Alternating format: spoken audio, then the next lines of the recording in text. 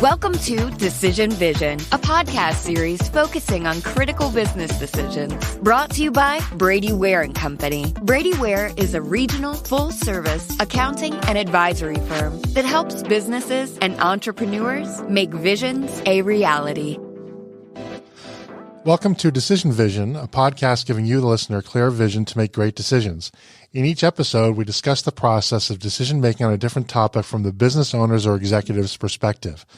We aren't necessarily telling you what to do, but we can put you in a position to make an informed decision on your own and understand when you might need help along the way. My name is Mike Blake, and I'm your host for today's program. I'm a director at Brady Ware & Company, a full-service accounting firm based in Dayton, Ohio, with offices in Dayton, Columbus, Ohio, Richmond, Indiana, and Alpharetta, Georgia, which is where we are recording today. Brady Ware is sponsoring this podcast. If you like this podcast, please subscribe in your favorite podcast aggregator, and please consider leaving a review of the podcast as well. So today we're going to talk about whether you should change your customer profile. And I'm excited about this topic. I'm interested in this topic for a number of reasons. Number one, as it happens, it's very timely. I just came back from a strategy meeting at our global headquarters in Dayton, Ohio, where the valuation practice of Brady Ware got together, and we decided, in effect, our strategy for the next 5 years. And in the 9 hours that we had that meeting, about 8 of them talked about defining what our customer profile is going to be going forward. And I think that I think that's so critical, because unless you figure out what your customer profile is, all the other things that you want to talk about in terms of marketing and staffing, investment, and other strategy, none of those are going to be right unless you understand what your customer profile is going to be. It's that central, it's that foundational to your business strategy. And therefore, we decided that if that's all we accomplish in that particular day, then that was going to be a win for us. And I'm not leading up to a big announcement or anything like that, but we will probably in about 4 to 6 weeks as we flesh out the strategy. But the strategy part is not time well spent unless you've identified that customer. The other neat part about going up to Dayton was I discovered something I did not know, because I do not pay attention to college basketball that much. Now that Georgetown is somehow managed to be irrelevant in college basketball. But the Dayton Flyers, I don't know if anybody realizes, Dayton Flyers are ranked number 6 or 7 in the country. I had no idea. So anyway, good for Dayton out there. And by the way, what a cool name of the Flyers, of course, of the Flyers, because that's where the Wright brothers originated, even though they did their flight in North Carolina. So a shout out to the Dayton Flyers. We'll be rooting for them when the tournament shows up. But, the customer profile is so foundational. And when companies, every company, I don't think there's a company in the world that is satisfied with selling. Every company believes that it can sell better than it's currently doing. I think most companies look at revenue and sales and says, that's when I wake up in the morning, that's one of the things that I worry about. And it's one of the things that I worry about going to bed the night before too, is sales. And if you don't have that customer profile right, everything else just doesn't matter. And that requires frankly deep thought, and requires some understanding of what that customer is going to be, because you're literally going to build everything around that. And in spite of having a big powwow about this, I'm not the expert on that, but instead we've brought in somebody who is an expert on this, and that's my friend Andy Goldstrom, who is managing partner of Midcourse Advisors. Midcourse Advisors are business strategists and growth experts for small and medium-sized service businesses. They help leaders focus on the right pursuits and execute effectively using proprietary tools and methodologies that enable them to scale their businesses and grow rapidly. As managing partner in Midcourse Advisors, Andy and his team grow companies profitably and do it fast. Andy is an expert with business-to-business companies and is a sought-after business partner and speaker. Early in his career, Andy started and built a division of a real estate brokerage company that generated over 30% margins and grew to over 500 employees from one. After that, he took over an existing national recycling company and grew the top line from $70 million to $100 million in revenue and profit from 10 to 17 million in 3 years. Both businesses were designated as Inc. 500 companies, the fastest growing privately held companies nationwide, and subsequently sold to Fortune 500 companies at high multiples. Most recently, he served as global director at a major investment bank where he grew service capabilities in over 70 countries while saving $12 million annually. He started Midcourse Advisors as a way to give back to the business community and now offers his knowledge and experience to organizations looking for ways to grow and improve. Andy, thanks for coming on the program. Thanks so much for having me, and it's good to see you after we met several years back and have been in touch. Appreciate being on your show.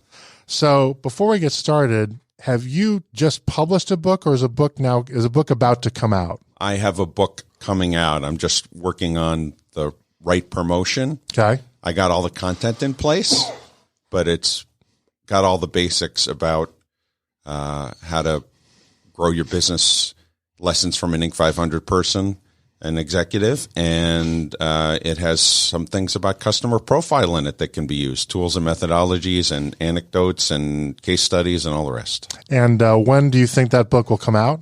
Probably in the next 60 days. And, okay. And when we reference my website, you can see a link for it. And do you know what is the title of the book? Do we know that yet? We're trying to finalize that. Okay. Yeah. Right now it's called the 10 Deadly Sins of Growing Your Business. Oh, nice. Yeah. So I've got 10 themes. The only thing I'm trying to struggle with, and I'm getting feedback from experts, is that if you Google that, you get a lot of other junk. Okay. And, I guess that makes sense. Right. So I want it to be poignant and on point. Title's an important thing. Okay. So, well, good luck with that, and thanks. Make sure we know about when the book is launched so we can publicize it. I will, absolutely. So you mentioned in your book, in fact, you deliberately discuss or separately discuss customer profiles. So let's get the vocabulary right. What is a customer profile? Is it the same thing as what people call a customer avatar? Sure. First thing I just want to do is step back when you talk about customer profile. And when you had your meetings in Dayton, you had gotten to a specific point knowing that you were serving a customer in certain markets and you knew you were doing accounting work and valuation work and other work. So there's a bigger picture than just the customer profile to successfully grow a business, but the customer profile is foundational. So you need to know your industry and your target market and your customer segment before you even get to your customer profile. But when you get to that point, it's really a representation of your ideal customer, and it's defined. It's something that allows you to target, given that you have limited resources.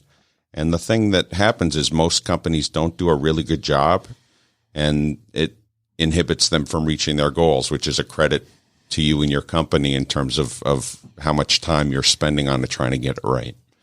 Well, we hope we got it right. Now we got to execute. So It all looks great on the whiteboard. We'll see how it turns out in practice. But And you mentioned the avatar. Yep. So an avatar is kind of a physical representation of it.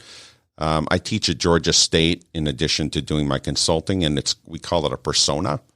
And it's a physical representation with a name to it, so you can kind of feel it and look at it. So for instance, as an example, just if someone's a really avid tennis player and you know that they're going to buy premium products because they love tennis so much and they want to differentiate their game and have every advantage possible, that avatar might be Peter, the professional tennis player, or something like that. So you actually can have a physical look at as an avatar in terms of what that target customer could be or what that customer profile would look like. And then obviously there are a lot of different characteristics associated with that person. Oh, it's interesting. I never thought of it from a physical manifestation perspective, but that makes sense. And I know you specialize in service businesses. Do you go through that process with service businesses too? Can you do that with professional services in terms of building a customer avatar like that? Absolutely. So I'll give you an example. I worked with a company that was a generalist type of company, and they weren't growing as fast as they want. They happened to be in the real estate services space, which is one of the things I focus on. I work with companies outside of that, but I'm focused on my customer profile. And they had expertise and background and hung out in technology areas like where you sometimes spend your time, Michael. And so we said you have to create an avatar or a customer profile based upon what that technology company leader looks like and what he looks for and what he cares about. And so we developed a profile on that, and it was Tom the technologist. And literally it was, an opportunity to understand how they need flexibility in what they're doing, how they care about vision, how they want to be able to grow their business quickly, and how they care about all the technological aspects and the whiz-bang things. And so that kind of profile and being able to address their needs, specifically knowing what they're like compared to a corporate executive, is very important. So you and I obviously agree. We think a customer profile is important or critical, but can a business theoretically be successful without one? And is that what we would think of as a mass market? For example, does Procter and Gamble have a customer avatar for Tide? Do they make Tide? I think they do. I think that's right. I think that's so for something that's truly mass market, do they have a customer profile, do you think, or do they just make a product they think is really good, position it and distribute it in a certain way, and sort of off they go? What do you think that looks like? No, they definitely have an avatar, and it might be broader, but when they first started making Tide, it wasn't as mass market or broad as it is. So when you get certain appeal, you can expand it. The example I use is McDonald's. McDonald's actually has brand ambassadors to focus on specific customer profiles for their specific type of food that they sell. So they actually have somebody who just focuses on salads, and the people, people who just focus on burgers and literally the customer segment that would be more in line with that. That's interesting. I like to drill down on that for a second, because I would not have guessed that, but I guess that perhaps makes sense, because when McDonald's, I find McDonald's fascinating. I worked there as a kid. I just think the way they produce things is just so cool. The whole story about it really is. Yeah, the mass customization and the way that. Yeah, it really is fascinating to me. But anyway, when they first introduced salads, that did not go well for them initially, right? Because it was very confusing to the market, right? Because I think they didn't have a customer avatar for that. And it sounds like what you think they discovered was maybe they have multiple customer profiles. They do, but they started from a foundational element and a base. And if you're a new company, you really can't afford to spread yourself too thin. Right. And if you're an existing company that's starting something new, it's just as important. So what are the pieces or components of a customer profile? Sure. There's several pieces. The key thing, what's really important, is it needs to be data driven. So it's not something where you talk to your friend or you see something on TV or you just have something in your gut that tells you this is what my customer could look like. You really have to do the research to understand it, to inform your decisions. And, Michael, when you post on LinkedIn, you have all these data charts and data, and I think you do it because it's interesting, but you also do it because it can inform, it sparks curiosity, but it also informs how people make decisions. Well, and it also is indicative of what my ideal customer profile is. That's right. Right. If you like to guess, you don't need to pay me to guess. It's right. like when I tell my son, go tell your mother something, right? And then he just screams at the bottom of the staircase, like, I could have done that. I want you to go up the stairs and do it. Same thing. You don't need to pay me to guess, right? But I'm trying to build a brand that suggests that we're data driven. That's right. And I'm glad you picked up on that. I might be doing something right. Right. Absolutely. So let me answer your question. Common elements are demographics. So if it's a B2C, it tends to be income, gender, marital status, things like that. For B2B, it's the size of the opportunity, the industry, and the location. you have to focus on customer needs. And it's interesting. Customer needs are both perceived and latent needs. And it's really interesting. A latent need is so important in terms of getting somebody to buy. And I like and it's a perceived need is something that a customer knows. A latent need they might not know or might not be out in front, but it's something that drives their purchasing behavior. And the example I like to give best is just a phone, like the iPhone or the perceived need is it's a communication tool, right? It's a way I can look up things on the internet, call my friends, text, whatever. But it's actually a security blanket for people. That's their latent need. They feel a sense of connection, and they need it. And when they don't have it, it's a problem. So when people buy,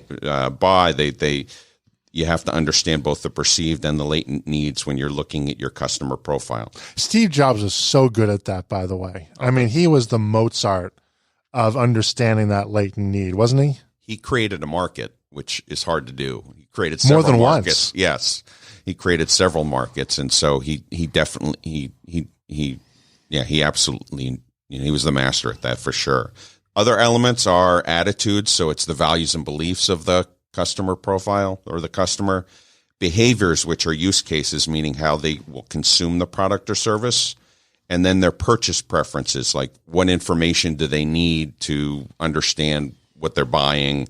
What channels are they going to find in order to be able to purchase it via online or a store or somewhere or an office or somewhere else, and how frequently they may purchase. So if you understand all of those things in a data-driven way, you can actually put on a whiteboard, with the customer in the center, all the different elements that influence their buying behavior and understand what your customer looks like.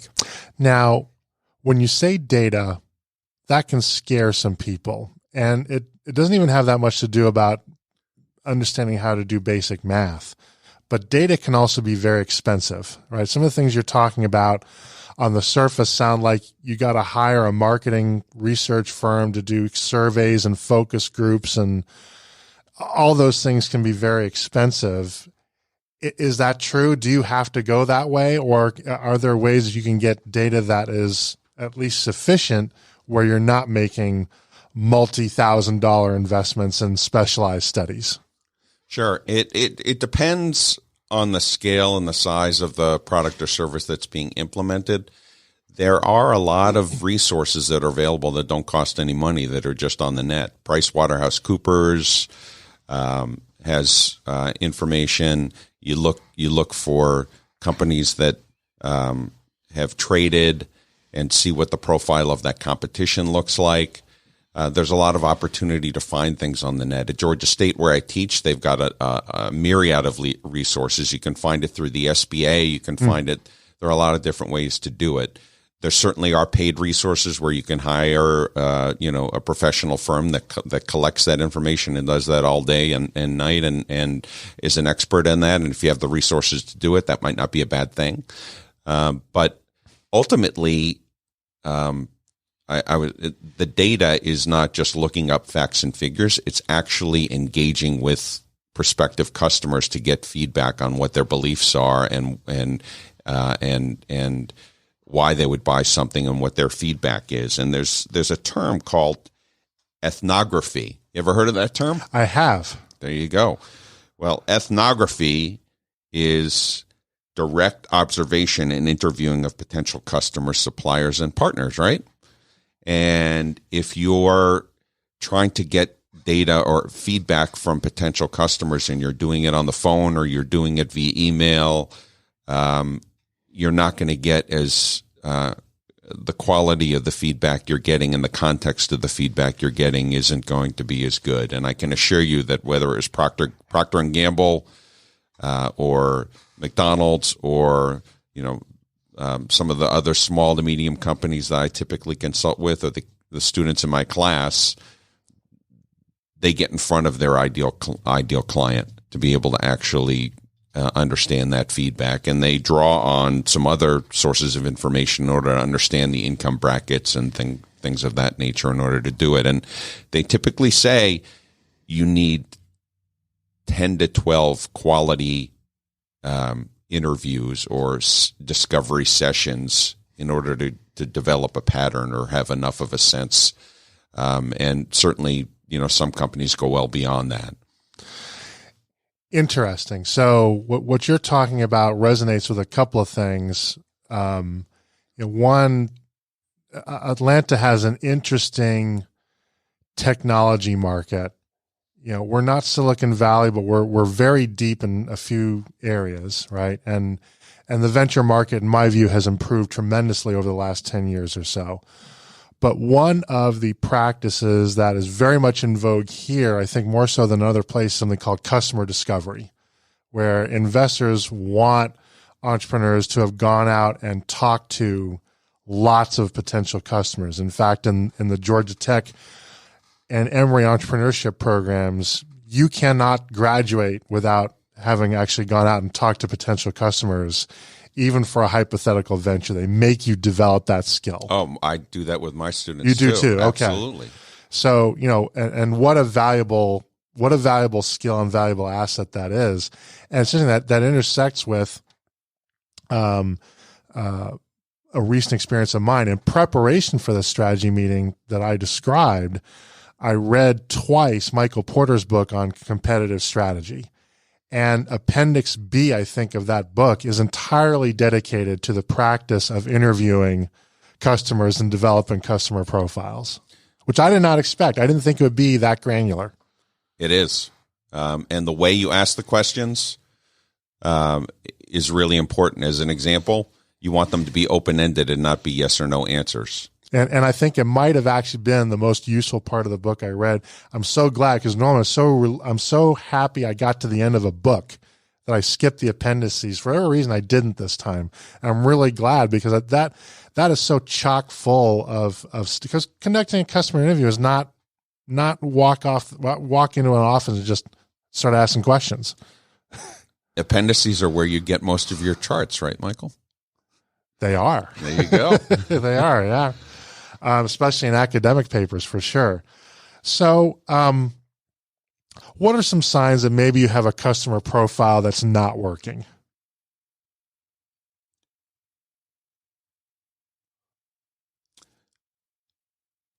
The signs that it's not working is you're not getting traction. Okay. Right? So if you have initial traction with innovative customers who can validate you can solve their problem, then you probably have the right customer profile. And a lot of people don't, because they're not data-driven, or they're too broad in their customer profile that they're focused on.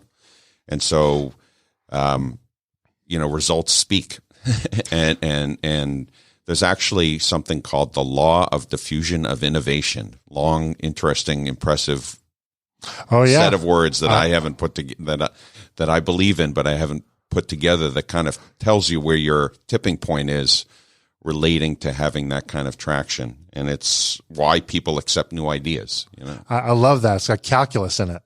It does. It does. When you work it through. So you're talking dirty to me now. But I think where I want to get to is I think executives and entrepreneurs sometimes fall into the trap of thinking that they're failing to get traction, not because they have the wrong customer profile, but because they are not approaching that customer profile well or correctly, or maybe they don't have enough resources, right? So theoretically, maybe you do have exactly the right customer profile, but the thought process goes, we know who our customer is, but we just don't have the right salespeople. The salespeople aren't doing their job. Marketing's not doing their job. We don't have enough money to get in front of those customers, et cetera. You've heard all these things before, right?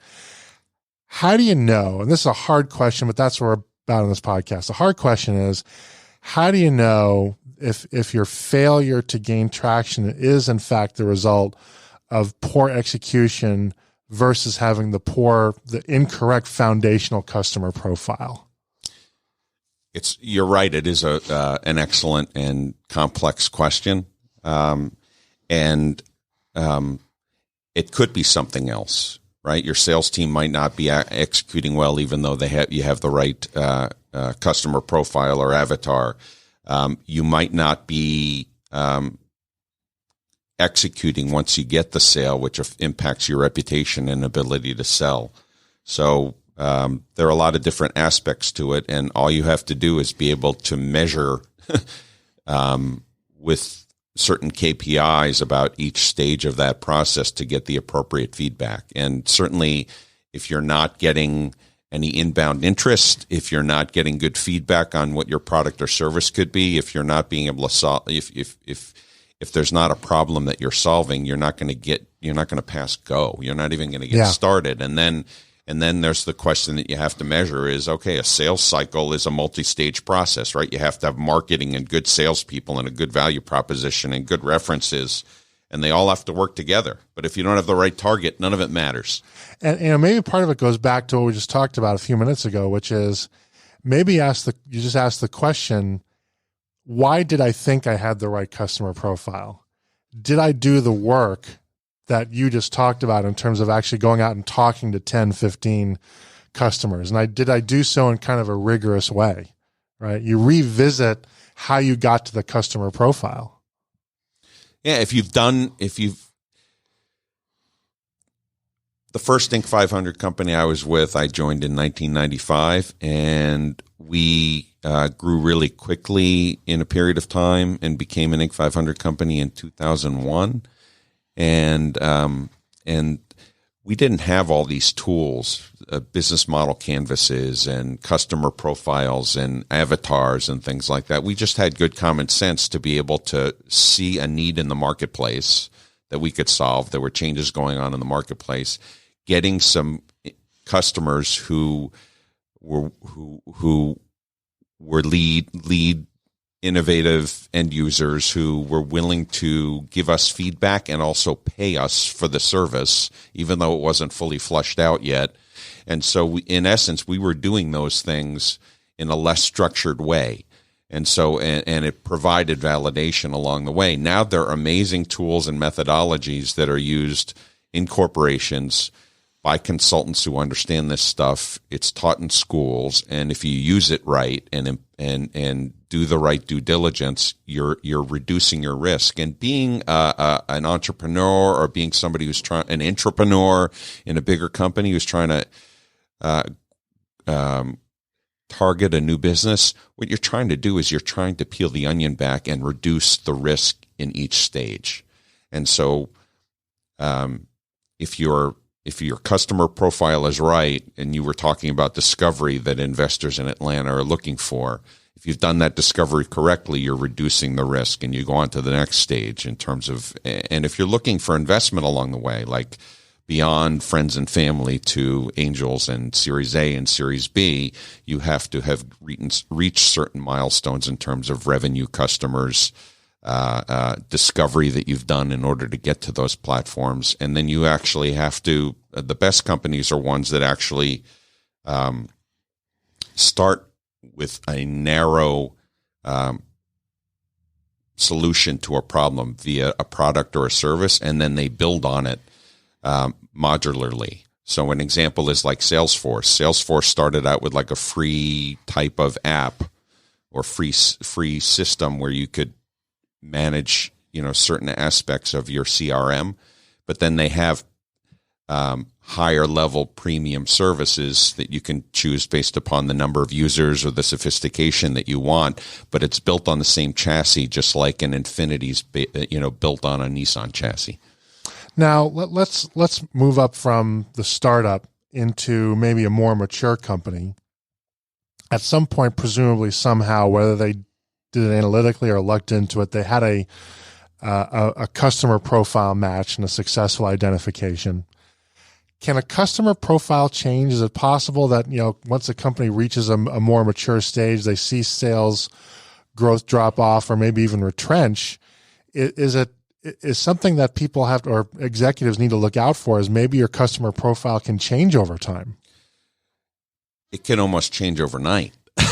Okay. So you really have to stay with the times. And the reason things change overnight is innovation, communication channels, time, and social systems have all been compressed. And The communication channels have been compressed because of the internet. The social systems have been compressed because of social media, and time has been compressed because of technology. So what happens is trends change and preferences change, and you need to keep up with that. Some of the big trends are relating to demographics, millennials and baby boomers on both sides of the spectrum in terms of their needs and the size of that demographic. Technology and regulation are all changing. So an example of a trend that changes, could change very quickly or has changed is people weren't as concerned about their health. They cared about their health, but they weren't as concerned. And there's a big push, and it's not so new anymore, but all of a sudden things changed when people really cared about organic and pure products. And, yep. and there are a lot of vegetarians and vegans, and I think, Amazon purchased Whole Foods for a variety of reasons, including distribution, but one of the reasons was to reach that audience, which is growing. Yeah, one of those areas where I'm seeing it. We're recording on Valentine's Day today, although this will be published probably closer to St. Patrick's Day. Happy Valentine's Day. Happy Valentine's Day, and happy St. Patrick's Day coming up, and whatever else is coming up. But one of the things I sort of had to do in order to purchase for my wife is she's big into the fair trade chocolate now, which is harder to get, right? Organic chocolate's not hard to get now, but then you got to make sure that it's fair trade, which is an up and coming trend. Sure. I'm not sure that it's overnight, but these customer profile things, I think change the way a lot of things do. The change is very subtle for a long period of time, and then it seems to sort of change overnight. Organic food was definitely like that. This meat alternative, Beyond Meat and so forth, I think looks like that. And fair trade may be the next thing, which will delight me, because I spent more time looking for fair trade chocolate than I think the whole of my Christmas shopping this year. So it can't happen fast enough. Did you find it? I did eventually. Yes, okay. I did. And in a nick of time, because my wife is actually she and my children left on vacation today. So I had to come through last night, and I did. It was a buzzer beater. Good for you. We touched on this a little bit, but I want to come back to it because I think it's important to hit. Companies can evolve into multiple customer profiles too, right? It may not be that your customer profile is wrong, but you may need to add to it, correct? You do, but there's a method that you need to evolve in order to do that. Okay. Again, whether you're a startup or whether you're an established firm, you don't just all of a sudden try to cater to everybody. And so what you usually try and do, and what we teach and what I work on with my clients, is getting a beachhead strategy. So it's what's a use case for a particular customer that you can focus on in that first year. Use the law of diffusion of innovation, where you can actually get some market share and prove up and get some cash in the door. And then you can grow from there to other use cases, to other types of customers with other different profiles. That could work in the chocolate case, for instance. There are some people who eat chocolate because it's a snack. There's some people who eat it because it's healthy for them. They have these, health bars now, Cliff bars and other things. And some people want to give it as a gift, right? And then there are different customer types along those lines, depending upon their age bracket. So you can't be everything to everybody out of the gate. But if you focused on one of those uses and one of those age brackets to get started, to get traction, then you can leverage and go from there. And that's the best way to do it. There's a client I have in town that is a technology company that does app development, and they do training. So they'll train people how to be app developers, or to have the newest, latest, and greatest to do it. And they also develop apps. They were trying to go out to both customers, and the message got mixed and diluted. And so they didn't know, their customer base didn't know what they really were. And this company itself didn't know where to really put its resources into, because They thought that the growth area was the one that was the low margin business, which isn't necessarily a good play, but they thought that that was where they wanted to put their emphasis, and they really had to pick and choose one. And when they did, which was we're an app developer, their business took off. Now, when a customer profile changes, it can be an existential threat to the company if it comes as a surprise to you and you don't act upon it, right? I mean, Microsoft was put in a lot of trouble because they Steve Ballmer just blew it on mobile, and it caused them a lot of problems. I would argue Major League Baseball has some issues because their customer profile is primarily white and older, and that's not the way the demographics of the country are currently going. That's something they've got to figure out. Is customer profile so important that if it changes on you, do you agree that it actually could be a company killer? No doubt. And if so, once you make that discovery, let's say you're kind of late to the game, say, crap, my customers just flat out changed. They don't want to eat beef anymore. They want to eat something that's not beef, right? But all I do is I raise cattle, right? How do you go about kind of a crash course, if you will, to basically kind of save the company once you if you're late to the game and you make that realization, or by that point, is it already too late? The answer is it depends. Yeah, Right? I figured. Right. So you were talking about baseball. I'm a big baseball fan, grew up as a stats guy and love baseball. And you saw what happened here in Atlanta. Atlanta saw that the demographics were changing, and they actually moved their stadium to where the demographics were more applicable to them. Now, not everybody can pick up and change like that. That was an expensive proposition for them, but it seems to have paid off. But for other businesses, you don't want to be. You want to be you want to be in the growth area, not the mature area of a business. And so, if you're trying to make a pivot, you can certainly make that pivot, but you don't want to change your business. You want to find customers that are a better fit for what you have. And so if it's a new business, hopefully you can do it right the first time and adjust along the way. But if it's an existing business, find new customers that are a better or closer fit. And the reason primarily is you've got all this investment and knowledge in your existing business. Don't try to be something that you're not just because you're trying to chase something, because you're not going to have the knowledge or the relationships or the understanding to be able to actually solve that problem. So find a problem based upon where you are and what you have, and you can make subtle adjustments to it, but don't try to be something that you're not all of a sudden. So interestingly, what I take away from that is one option for a company that finds that their customer profile has shifted, and maybe their business can't necessarily shift with it as easily. Let's take the beef example, right? Maybe that means you get out of mass market beef, but then you switch to a niche market of organic or Kobe steaks or something that is lower volume but higher margin, something like that. As a ham-handed example. Sure. If you're Burger King, which came out with, I guess, the Impossible Burger first and was the one that kind of made the name. Yep. Their distribution channels and the way that they serve their customer didn't change. So they had a lot of things in place. All they had to do was get the raw product to be able to serve it. Most other customers don't, have a bigger change than that. I'm going to be really interested to see how Burger King does with that.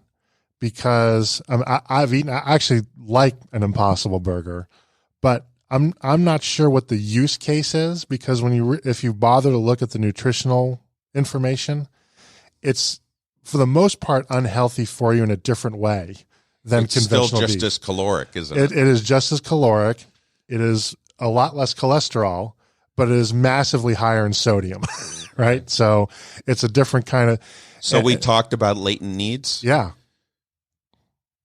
People who care about animals and don't want, some people are vegetarians because it's for their health, but some of it don't want animals to be killed. And also environmental, right? We're now so hearing it's an environmental thing. So that's serving a latent need that they're trying to cater to, as opposed to just people who just want to eat supposedly healthier. Right. But I don't see that. I don't see that in their commercials yet. Right. Maybe that's their next phase. Right now it's, hey, this is just as good as any other Whopper, so you might as well have one. But I don't see the. I guess they're just saying, well, if you're just inclined to eat vegetarian anyway, here it is. People typically, and customers, businesses don't typically promote latent needs, but they need to understand them in order to capture the business. Interesting. So I'm being blatantly unfair, by the way. This is off the cuff questions for Andy. I'm asking him to analyze the strategy of a multinational corporation in real time. So. Well, and I haven't had an Impossible Burger yet, but I've heard it's good. Now I'm getting hungry. So, if how long do you think it takes to develop or maybe redevelop a customer profile? Depends on the size. Does it have to take years? No, not if it's done right. Okay. So, in my classroom, we've got people, young students. Some of them are as old as 28, 27, 28 because they've worked full time and they're going back to school, or, but some of them are 18, 19, 20 years old who actually go through what we're doing and are actually able to launch a business that I stay in touch with them, and they've actually launched fruitful businesses. One is launching a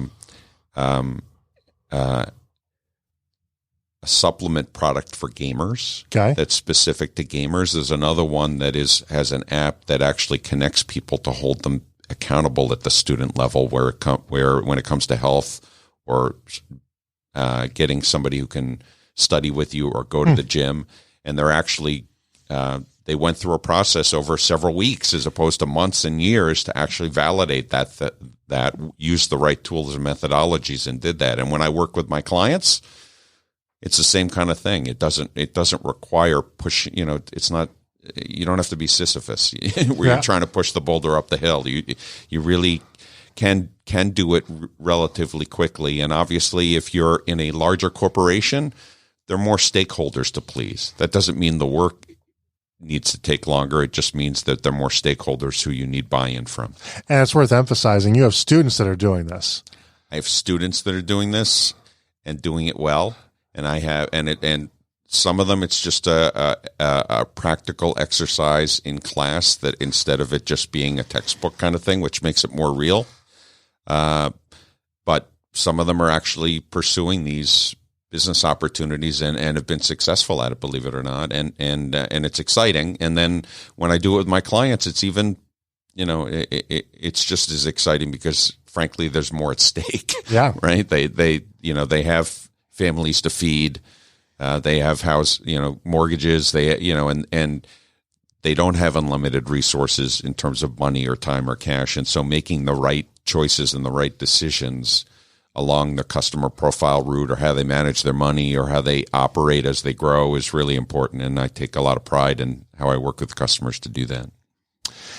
Andy, we're running out of time, so we're going to have to wrap it up. This is a topic that probably deserves a lot more treatment than we're able to give it in the span of one episode. But if people want to contact you to learn more about this topic, can they do so? And if so, what's the best way to do it? Sure. Well, Michael, thanks for your time. I hope, we covered enough that people who are listening actually understand how important it is. And maybe it piques their interest or reinforces what they're doing correctly, or makes them think a little bit harder about what they need to do in order to really hone in on what they who they're approaching and how they're marketing their services or products.